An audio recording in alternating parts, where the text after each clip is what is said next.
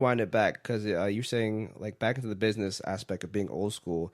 You have a lot of kind of like interns. Is that what you would call them? They're Or not interns really. I guess they're more like mentees. mentees? So Okay. yeah, I think every once in a while I'll get an email or text from a PT student or a student in the allied field, and they're like, "Hey, I saw your content online, and I'm really interested in seeing how you do things, Right. Because it looks different, yada yada."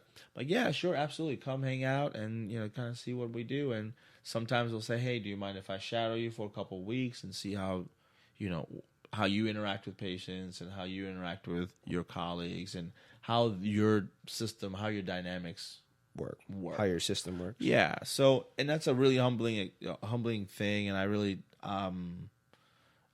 I love those opportunities because it's really confirmation that teamwork is important.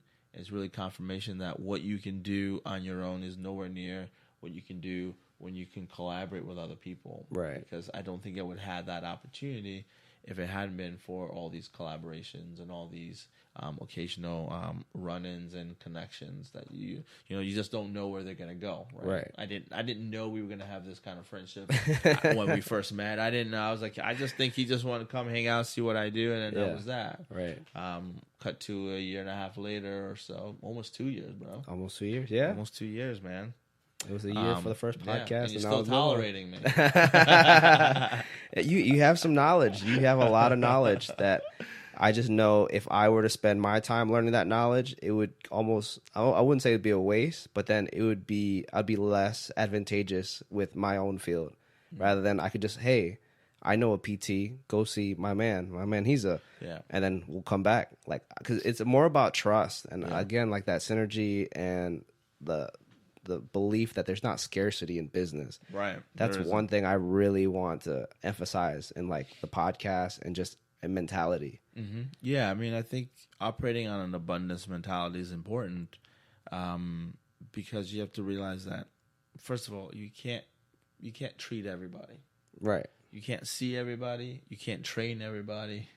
And I think if you just stay in your lane, do what you do well, and you do it consistently and you do it with great regularity, it's just like powerlifting, right? Yeah. You don't get to those gains without the consistency and gradual build up and learning from those mistakes and fine tuning and adjusting, etc. Same thing like in business. I mean, I think you keep doing, even though you may not even think that it's going to be a huge success. You just know that that's what you need to do to get to that next level. Right. And you just keep plugging away. And I think that's a mentality that entrepreneurs just instinctively have. Yeah. Is that we don't necessarily do it just for the financial gains. We just know that it could go either way. Right. And you have to be okay with it, and you've got to be okay with the pain that comes with it. You gotta be okay with the with the pain for the amount of work it takes to build that up. Right. You've got to be okay with the sleepless nights. You've got to be okay with all of those things at the same time. Right. And I think that that mentality is really what allows people like us to kind of keep moving forward, because between you and I'm sure we've tried and attempted a number of things that have either worked or failed miserably. Right. I can definitely attest to that. So I think that to me, but we're still here, right? And I think that's an important thing about entrepreneurship, is that you are going to try and fail a lot. Right. And I think how you fail is really important. Yeah. Failure is really sometimes success, because failure can get you out of jams too that you didn't really see coming until like you go, oh man, I'm glad that didn't pan out, because that situation would have been horrible. Yeah, because I like to think of it as like always an experiment. Yeah. Everything I do, like no matter what, it's always going to be an obstacle, and then whether I can overcome it, that's going to be a pivotal point of my life, but my bro, career. That's the best part. I know, no, I agree to that. That's the best part. Yeah, the troubleshooting and figuring out how do I solve this problem? Yeah. How do I address this? How do I even tackle this? How do I solve this issue that is just so big, that's just so insurmountable? That that's what entrepreneurship is all about. Even Right. if it completely goes sideways. Yeah. I think that's kind of our mindset, is that we just dive in head first and just hope that there's water. Hope it's deep enough so I can Yeah. not hit my head on the bottom. Exactly. Hope, or just barely scrape. So I survived. Yeah. But that kind of brings me now. Like I have an issue with the state of the fitness industry, or the health and fitness industry, and I think you probably know where I'm getting at. Issue. Oh Yeah. man, Brian has an issue. Come on.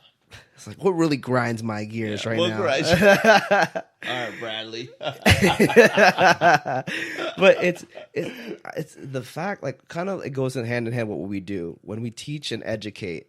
You're almost kind of seen, and I've been getting this a lot more recently. It's like I'm turning into a life coach or like a mentor, but to me in a bad way, because most people who are famous in the health and fitness industry are known for their looks, and as we both know, sometimes looks are overrated, or it's almost just fake, because their true personalities and personas and actions don't really align with their identity that they portray to others. I wonder what your feelings on like the social construct of the health and fitness industry right now. I mean, I think we're facing that in the healthcare field as well. I mean, I think we're seeing a lot of overhyped, very well marketed content being put out there. Yeah, that has zero merit Right. or any benefit. But it's very hard to refute, a very sexy ad, a very sexy marketing ploy with, "Hey, I've got some evidence that suggests that that's not the case." Right. It's very hard to refute that. And so, but no one ever likes the details portion of it. Exactly. And I think that's kind of, maybe, I guess it's just the way social media is designed now. It's really, it's a fly-by-night operation, right? They just drop a bomb and you can just like leave. Yeah. And you don't have to deal with the consequences. You don't have to explain, why your method is the way it is, or why your, philosophy is the way it is. Right. But yeah, I mean, I think fitness industry, sex sells and aesthetic sells, and people want to, put themselves in bodies or in attributes that certain people have, and they kind of try to almost put themselves into that. And I think sometimes that's the downside to overhyped stuff, is that you get yourself in trouble, because in your mind you're like, oh, I'm gonna look like that. Yeah. But I think most people who want to look like that aren't prepared to sacrifice. Yeah. Right? You're really not prepared to sacrifice, because to look a certain way, to look, especially when it comes to, body image issues or physiques, I mean, those individuals sacrifice a lot. Right. They sacrifice, for just the aesthetics. So yeah, if that's what you want, you got to realize that it's not just about working out. It's all the sacrifices that come with that. Right. It's all the sacrifices about, and all. I mean, I'm sure you know more details about that than I would, but as far as what you're eating, sleeping, drinking, all those things, you've got to really sacrifice.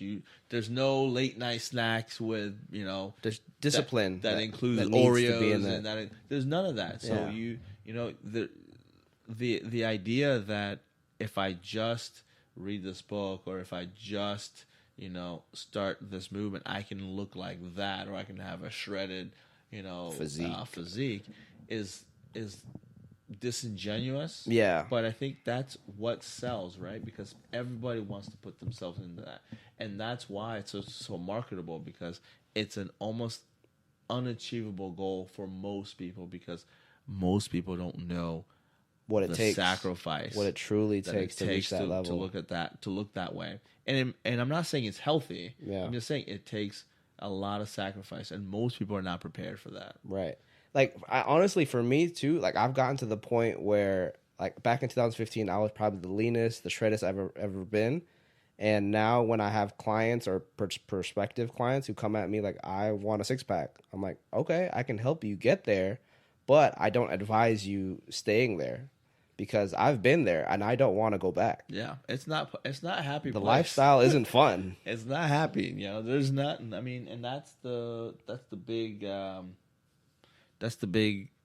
elephant in the room is that, and the same thing with business, right? Like, hey, if you need to get to that next level, like, hey, if you look at whether it's a CEO or whatever, or someone runs, they're sacrificing a lot. They're sacrificing time with family. They're sacrificing time with friends. They're sacrificing just to get to where they are. So Right. yeah, I think we end up just like looking at just the end product. Yeah. Right. And no one really sees the sacrifices and the pain and the anguish that goes into the destruction that sometimes you have to leave in the They in just the see wake. that glory. You just see it's the always like that top. meme of the iceberg. Yeah, you only see the top exactly. 10%. Yeah. The other 90% is underwater that you'll never Exactly. see. Very similar to that, and I think that's something that I'm very careful about acknowledging when people say, or hey, I heard about you doing blah blah blah blah blah, and I'm like, yeah, I mean that's one thing that we do, Yeah. but I don't want to hitch my wagon to just one thing that works really well. Right. I want it to be an individualized process, and I don't want every patient that comes in that says, hey, but so and so got that and they're doing this, but Right. everyone's different.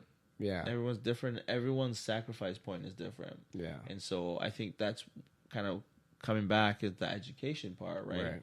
If you want to get back to performing, there's a certain sacrifice you've got to make. Yeah. That means your strength and conditioning's got to be on point. Your prehab's got to be on point. Your rehab's got to be on point. Your return to sport has got to be on point, and it's got to be consistent. Yeah.